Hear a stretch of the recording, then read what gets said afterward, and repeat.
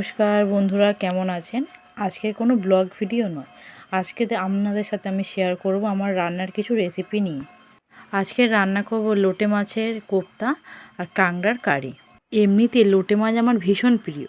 আজকে লোটে মাছ এসেছিলো, তাই ভাবলাম কিছু কিনে নিই। অল্পই কিনেছি, 250 মতো। মাছটা প্রথমে কেটে ভালো করে ধুয়ে তাতে নুন, লঙ্কা, হলুদ, তেল দিয়ে ভালো করে মাখিয়ে নিয়েছি। কড়াতে জেলে দিয়েছি, কড়া গরম হতে কড়াতে সর্ষের তেল। এই কোপ্তা টোপ্তা রান্নাতে না সর্ষের তেল দিলে খুবই ভালো হয়। কড়াতে প্রথমে তেল দিয়ে মাছগুলোকে ভেজে নেব। কড়াইয়ে এখন তেল দিয়েছি, দিয়ে মাছগুলো ছেড়ে দিলাম। মাছগুলো ভালো করে ভেজে নিতে হবে, একদম যাতে ঝুড়ো ঝুড়ো হয়ে যায়। লোটে মাছ তো ভালো করে না ভাজলে মাছের একটা আঁশানি গন্ধ থেকে যায়। আর লোটে মাছের মানে গোটা গোটা মাছের তরকারিটা হয়, সেটা আমরা খাই না, আমরা এইভাবেই বানিয়ে খাই। কোপ্তা ভীষণ সুন্দরও লাগে খেতে। ভালো করে নাড়াচাড়া করে এদিকে মাছগুলোকে আমরা ভেজে নিয়েছি। মাছও ভাজা ভাজা মতো হয়ে এসছে, আর একটু সামান্য ভাজতে হবে মাছগুলোকে। একটু মানে সাদা ভাবটা একটু মানে কালচেটে আনতে হবে। ভাজা হয়ে গেলে মাছগুলোকে আমরা তুলে নেব। মাছ ভাজা হয়ে গেছে, মাছগুলোকে তুলে নিচ্ছি। এরপরে কড়াতে তেল দিয়ে পেঁয়াজ দিয়ে দিয়েছি। 250 মাছ, তার মানে তোমার 150 কি 200 গ্রাম পেঁয়াজ দিতে হবে, যেহেতু এটা পেঁয়াজ দিয়ে কোপ্তা হচ্ছে। পেঁয়াজগুলো দিয়ে দিলাম। পেঁয়াজগুলো ভালো করে লাল লাল করে ভেজে নিতে হবে আগে। ভালো করে ভাজা হয়ে গেলে পরে এতে আমরা মশলা অ্যাড করব।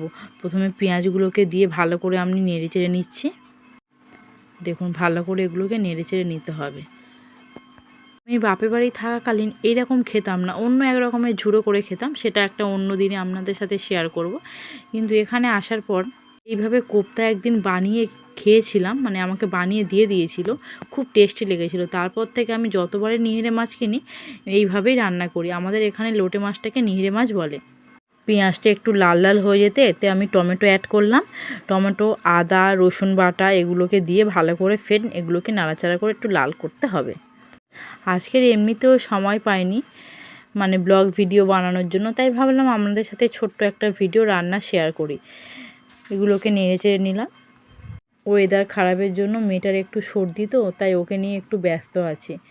নেড়ে চেড়ে এতে কাঁচা লঙ্কা একটু দিলাম, যেহেতু আমার মেয়েগুলোকে খায় এই রকম তরকারি আমাদের সাথে খেতে বসে, তাই গুঁড়ো লঙ্কাটাকে আমি একটু কম দেওয়ার চেষ্টা করি। এবার এতে আমি নুন দিয়ে দিলাম পরিমাণ মতো। এবার নুনের পরে হলুদ দিয়ে দেবো, লঙ্কা গুঁড়ো দিয়ে দেবো। গুঁড়ো লঙ্কাতে ঝাল হবে বলে আমি কাশ্মীরি লঙ্কা কালার আনার জন্য দিয়ে দিচ্ছি। এই কোপ্তা বা নদীর মাছ, যে কোনো নদীর মাছ রান্নাতে কালার না হলে ঠিক মানে ভালো লাগে না। তাই গুঁড়ো লঙ্কা দিলে পরে কালার আসবে কিন্তু ঝাল হয়ে যাবে, তাই আমি কাশ্মীরি লঙ্কা ব্যবহার করছি এখানে। আর সামান্য জিরে গুঁড়ো, মানে হাতে তৈরি গুঁড়ো নয়, যে প্যাকেট পাওয়া যায় সানরাইসে, সেই জিরে গুঁড়ো সামান্য এতে দিলে খুব ভালো লাগে খেতে। আর তোমরা চাইলে এতে কসুরি মেথিও ব্যবহার করতে পারো। আগে কসুরি মেথি কীভাবে ব্যবহার করতে হয় বা কোন রান্নাতে দিতে হয় জানতাম না।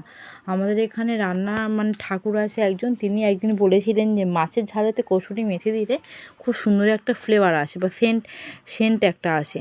তাই তারপর থেকে আমি মাছের ঝালে বা মুগের ডাল যদি মাছের মাথা দিয়ে করি, কসুরি মেথি আমি ওদের অ্যাড করি। দেখুন, পেঁয়াজটাও ভালো ভালো করে ভাজা হয়ে গেছে লাল লাল মতো।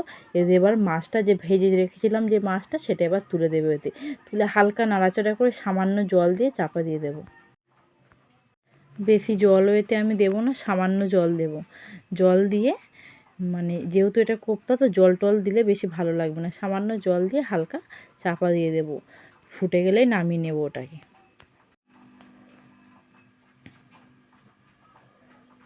ভালো করে একটু কষিয়ে নেব, আর তেলটা একটু বেশি দিতে হবে।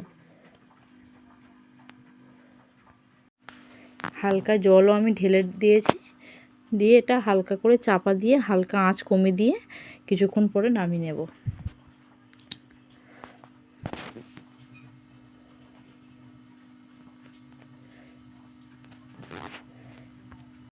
যেহেতু বাড়িতে আমি একা থাকি, তো তাই একাকেই ভিডিওগুলো তুলতে হয়, একাতেই এগুলো ম্যানেজ দিতে হয়। দেখো, অটোমেটিক কিছুক্ষণ পরে ফুটেও গেছে, খাবারও রেডি হয়ে গেছে। হ্যাঁ, হয়ে এসছে। এবারে আপনাদেরকে কালারটা আমি দেখাবো। লোটে মাছের কোপ্তা রেডি। এবার আমি কড়া থেকে নামিয়ে নেব। পুরোপুরি একদম তৈরি হয়ে গেছে লোটে মাছের কোপ্তা। যেহেতু পরিমাণটা কম তো তাই অল্পই হয়েছে। এবারে যে সামুদ্রিক কাঁকড়া, মানে সামুদ্রিক নয়, এটা নদীর যে সুন্দরী কাঁকড়া বলা হয়, সেই কাঁকড়ার আমি কারি করব। প্রথমে কাঁকড়াটাকে পরিষ্কার করে ছাড়িয়ে নিয়ে ভাপাতে বসিয়ে দিয়েছি। কাঁকড়াতে নুন, হলুদ আর একটু লঙ্কা দিয়ে গরম জলেকে একটু ভাবিয়ে নিতে হবে। এদিকে কড়াও আমার গরম হয়ে গেছে, কড়াতে তেল দিয়ে দিয়েছি পরিমাণ মতো। তেলটা গরম হয়ে গেলে ওতে একটু পেঁয়াজ দিয়ে দেব। তেলও গরম হয়ে গেছে, এবার পেঁয়াজগুলো আমি দিয়ে দিলাম। পেঁয়াজগুলো দিয়ে নাড়াচাড়া করার পরে ওতে হালকা পেঁয়াজগুলো লাল লাল হয়ে গেলে টমেটো, আলু এগুলোকে আমি দিয়ে দেব। একে একে টমেটো, আলু, আদা, রসুন এগুলোকে দিয়ে নাড়তে হবে। নদীর মাছ মানে আদা রসুন তোমার করতেই হবে, যেহেতু এটা নদীর কাঁকড়া তো, তাই একটু আদা রসুন একটু চাপ না দিলে টেস্টটা ঠিক হয় না। তোমাদেরকে আগেই বলেছিলাম যেহেতু আমার মেয়েও খায়, তাই এখানে গুঁড়ো লঙ্কা আমি কম ব্যবহার করি, কাঁচা লঙ্কাই বেশি ব্যবহার করি। কাঁচা লঙ্কা দিয়ে দিলাম, আদা দিয়ে দিলাম, রসুন বাটা দিয়ে দিলাম। এগুলোকে এবার হালকা নাড়াচাড়া করব। ভালো করে এগুলোকে নেড়ে নেব। একটু লাল লাল হয়ে গেলে তবে আমি এতে আলুটা দেব। আমরা যখন ছোটোবেলায় এই কাঁকড়া প্রথম এনেছিল আমাদের এখানে একজন মাছওয়ালা, তখন কাঁকড়ার গাটা এমন না দেখলে মানে কীরকম আমরা ঘেন্না করতাম। তখন আমরা কেন, সবাই ঘেন্না করতো, খেতে চাইতো না। কিন্তু এই কাঁকড়া একবার খাওয়ার পরে এত সুন্দর টেস্ট এসে গেছে, টেস্ট পেয়েছি আমরা। কাঁকড়াটা আমরা খুবই ভালোবাসি, ভীষণ প্রিয় আমার এই কাঁকড়া। আর এই কাঁকড়ায় না প্রচুর শাঁস থাকে, যার জন্য খেতেও খুব ভালো লাগে। একটু ঝাল দিলে ভালো হয়। সামান্য পরিমাণে গুঁড়ো লঙ্কা দেবো, বেশি দেবো না। ওই যে বললাম কালার আনার জন্য আমি কাশ্মীরি লঙ্কা দেবো। ভাজা ভাজা মতো হয়ে এসছে পেঁয়াজটা, ওতে আমি হলুদ দিয়ে নাড়াচাড়া করলাম। ভালো করে নাড়াচাড়া করার পরে হালকা করে গুঁড়ো লঙ্কা দেবো ভাবছি। তো বললাম তখন ওই কাঁকড়া মানুষ খেত না বলে দাম কম ছিল। এখন এত চাহিদা হয়ে গেছে এই কাঁকড়া, প্রায় 120, 130 টাকা কিলোও হয়ে গেছে এক এক জায়গায়।